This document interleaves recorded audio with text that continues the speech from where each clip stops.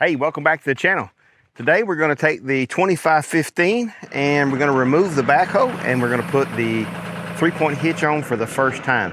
Now this thing is shipped without the 3-point hitch on, so hopefully we can figure it out together. Let's get to it.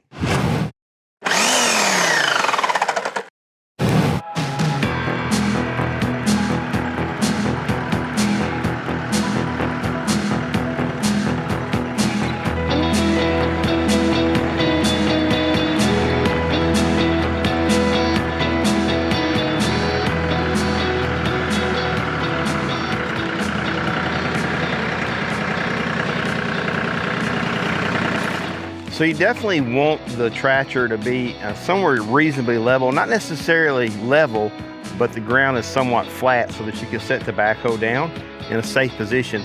Obviously a better place would be inside a shop with a concrete floor that you could keep it out of the weather.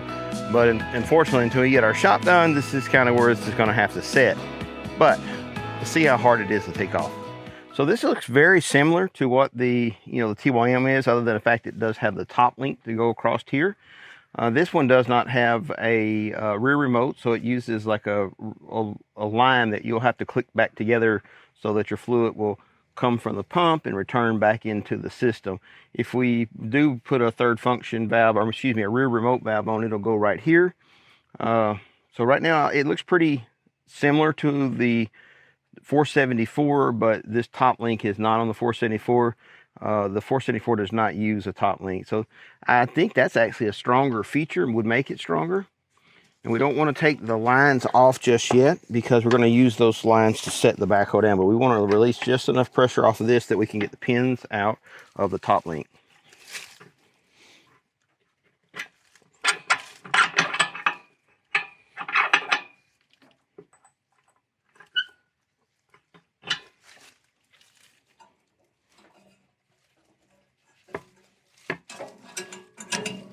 So we got that out of the way. Now let's see. Well, let me check this over. All right, so once we got the top link off, there's 2 pins at the front of the mount on the underside that you got to take off. This is different completely from the 474, so it's probably more. It's heavier duty, but I don't know that it's necessary. I've never had any issue with the 474.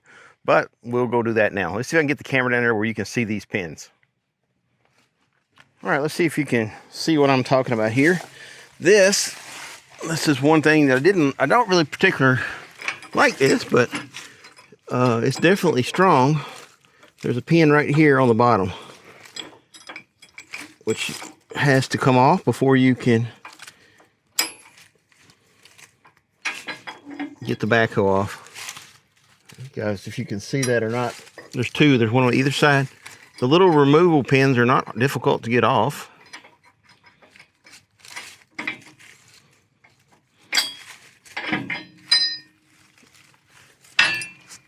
So here are the pins. There's these 2 pins.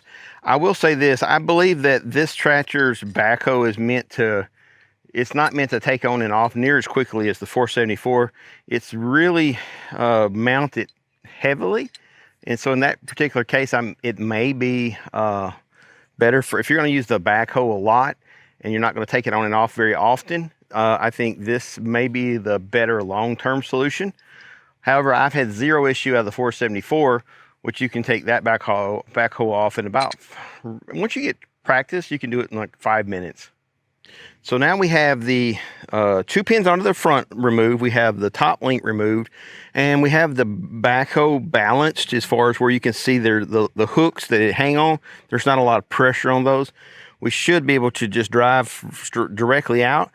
Again, you make sure that you're only going to drive out about 6 inches because you don't want to tear your hoses rip your hoses into the hydraulic hoses.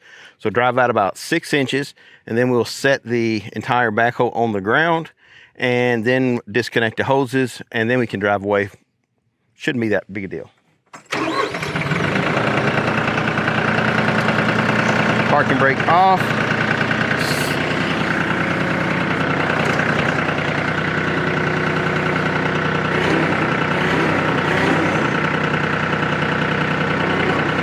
One thing I don't have, let me I'm going to show you guys this because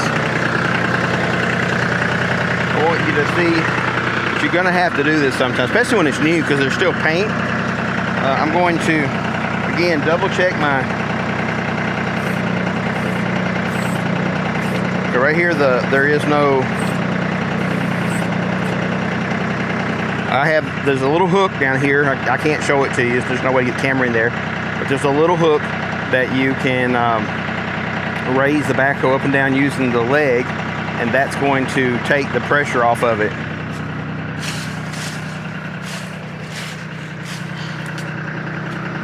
Let me try this one.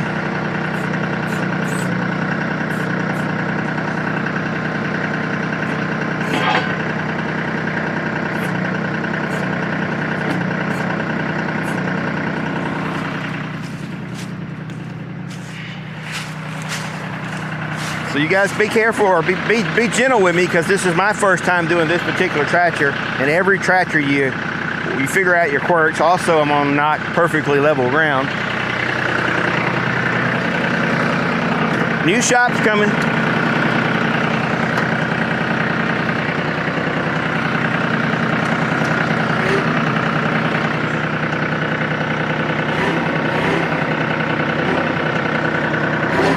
There it went.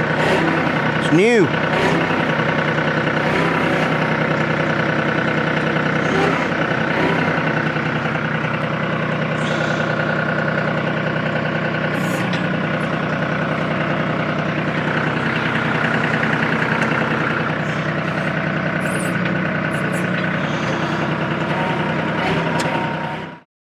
I do my best to show each time I make a mistake, and I do this so that you guys can learn from my mistakes. There's actually a cross member here that needs to be tilted down, so you need to push down on the back of the backhoe to make it clear. Now we got it. All right, so I've got the hitches loose. I'm going to pull the parking brake, shut this thing down.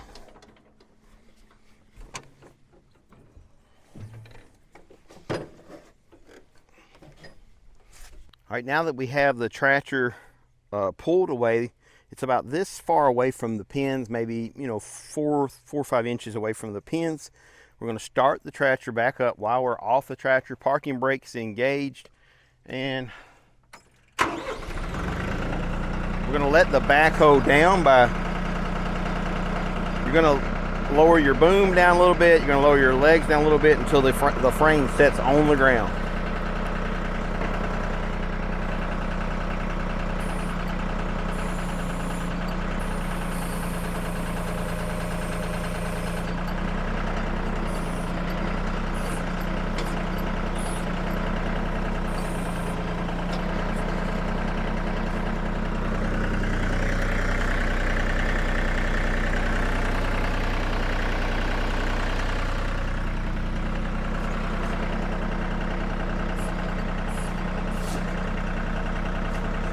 Careful not to have your feet where they don't need to go. All right, the next step is you're going to turn the tractor back off.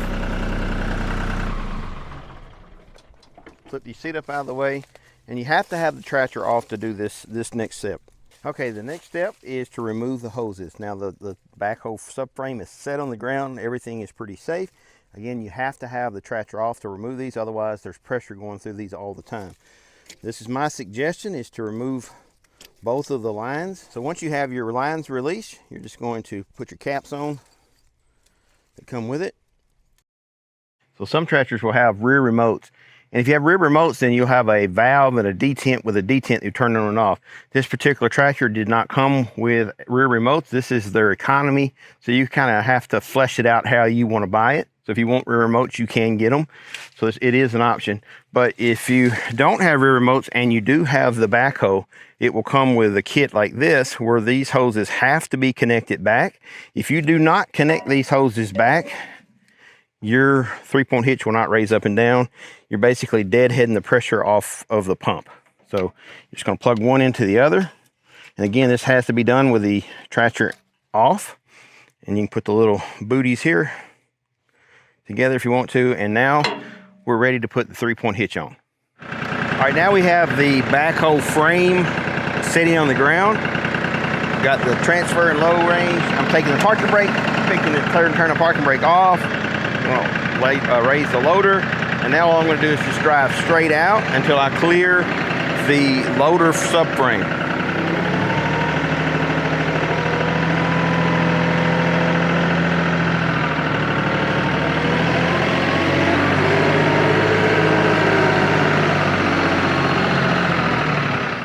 This subframe is a little bit heavier built than the 474. However, I've never had any issue with the 474. But the way this is set up, it's not really meant to come on and off, you know, like 5 minutes. 5 minutes I can take the 474 on and off. This is more of it's more stable. It's more like permanent mounted. It's a little bit heavier build. So this is something you got to take into account if you get this backhoe. If you want to take the backhoe on and off, it's going to take you probably, I'd say 15 minutes to remove the backhoe. It does take a little time to put the 3-point hitch back on too. I'm saying it's going to take 10 to 15 minutes to put the 3-point hitch on. So taking the backhoe off is probably going to take you about 20 to 30 minutes, and to take the backhoe off, put the 3-point hitch back on. All right, to put the 3-point hitch on, you're going to have to remove this pin.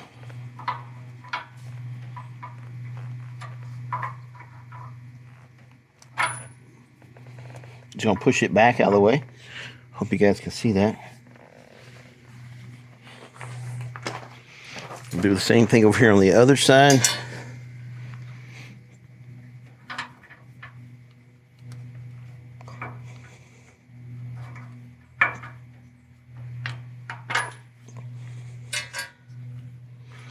Just gonna push it back to the opening position. So these are the two nuts that you're going to remove, and this is going to slide out, and that'll let you put your lower 3-point hitch arm on. So we're just going to pop that loose. We put those back on. We're probably going to put them about, I'm guessing, somewhere along the lines of 60 pounds of torque, just to make sure that this doesn't come loose. If this comes loose while you're bush hogging or something, it would be bad. And that's that. And so what we're going to do is pull up our 3-point hitch. This is going to go to the side. We're just going to put this pin through, slide it forward until these two bolt holes line up. Oh, I just now realized something we're going to have to do too is we're going to have to take this hairpin out so that doesn't get in the way.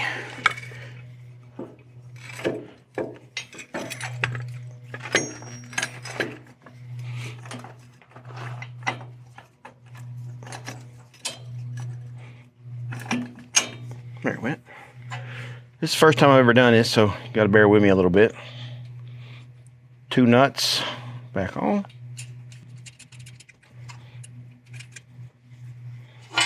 And we're going to tighten them down.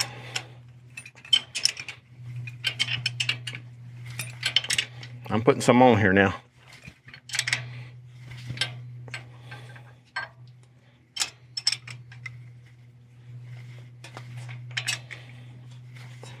You could get your torque on there if you really, really want to. Like I said, I feel like I'm putting as much as it needs to be and maybe a little more. So I hope I can do this and show you. So we're just going to take this rod, put the pin in, and then put this pin through, and then that 3-point hitch is on for the bottom link. Go ahead and put that through there for now. So the next thing we're gonna do is pick up the lift links, and there are 2 pins that come with these that have flat spots on the pins. You're gonna want those pins, and they're gonna go to the very top here, and the flat spot will be on the inside.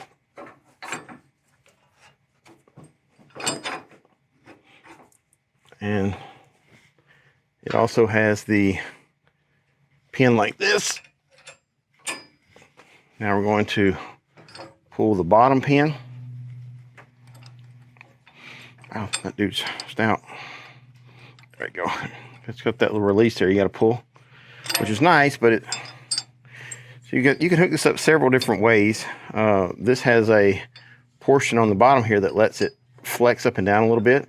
And what you do is you turn these around, and that lets your 3-point hitch have a little bit of flex left to right. So this is really good for finish mowing. So if you have a finish mower, that's a really nice thing, or some sort of really, like a flail mower where you want it to float. It's a nice feature. But if you want it to be solid, you pull these out and you put it like this. All right, let's go ahead and get this put together. I don't see any downside of letting it float. So I'm going to put mine in the float mode. I'll let you guys know what I think about that. So I wanted to show you a little bit. There's that piece of metal. Like I said, it slides up and down in the slot, lets it float. I'm going to go ahead and put mine in that float mode. Again, I don't see any reason why I wouldn't want to, but I will let you know later on. Put my pin back. So my left side of my 3-point hitch is in place. I have my adjustable side support bar here. I really like that with a pin.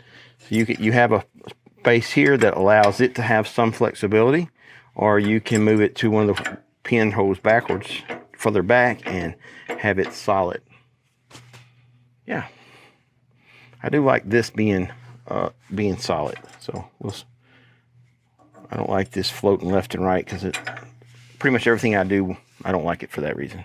I know you can't see it, but I'm putting the hairpin back through the bottom here, because if you don't do it right now, you will definitely forget it. This is something I'm not sure of here.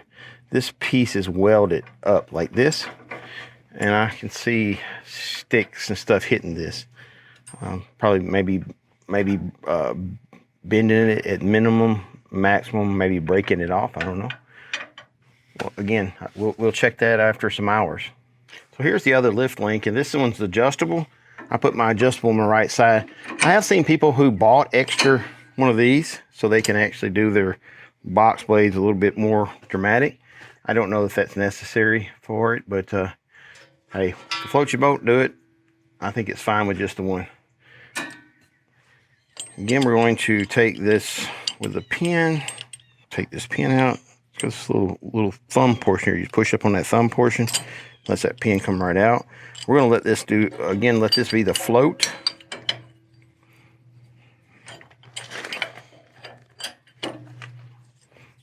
And it's just like the other side at this point. Put the hairpin back through. This is a very big win for me. You take this loose, hold it right here with your hand, and then you turn this to lengthen, raise or lower. This is greased. It's greasable with a grease fitting. And when you get it locked, you just turn it back down. It locks into place. Just like that right there. You don't have to worry about it going up and down on its own. That's a nice feature. I wish every tractor had that. Okay, we just took the backhoe off, put the 3-point hitch on. It took me roughly about 25 minutes to do this, and that was my first time. I think probably you could get this down to about 20 minutes. Yeah, you could do this in 20 minutes. I think when the right conditions and the right tools handy, no issues at all. However, you do need to have some tools to put the 3-point hitch back on. And the backhoe is a little more permanent, man. It's not permanent by any means. You can take it off. But the whole process is going to take you somewhere along the lines between 20 and 30 minutes to swap the backhoe out for the 3-point hitch.